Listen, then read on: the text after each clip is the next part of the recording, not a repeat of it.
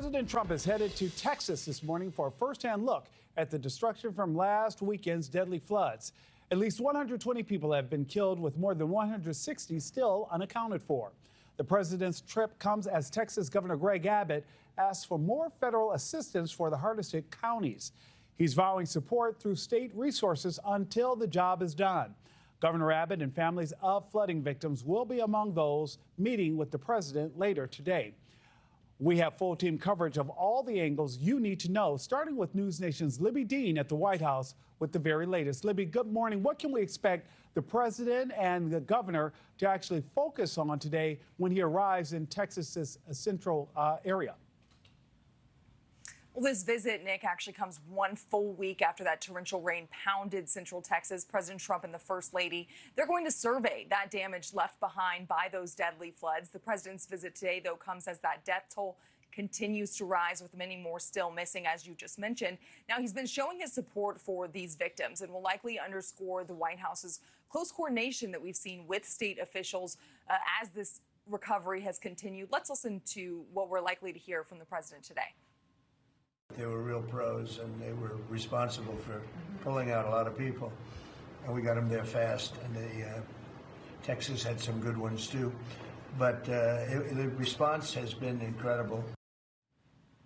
Trump touting the response there, and the White House says President Trump will be briefed by local officials and meet with families and first responders during this visit today. We're also hearing from Homeland Security Secretary Kristi Noem, who she, of course, visited the flood-ravaged areas as the Coast Guard brought in those special helicopters and planes. That happened earlier this week. Now, she's also expected to be alongside the president today with Governor Greg Abbott as well as Senator Ted Cruz. Now, the president has declared a major disaster for the state, making those federal funds available to help search and recovery efforts. And the administration is rejecting those critics who say that those cuts that it's supported, that DOJ has implemented, led to this disaster being more deadly. Now, the Texas floods, though, they mark this important moment for the Trump administration as they navigate the emergency response in Texas that they'll get a close-up look at later today. Nick. And Libby, quick question. You have new reporting this morning pushing back, saying that, hey, the administration has no plans to gut FEMA.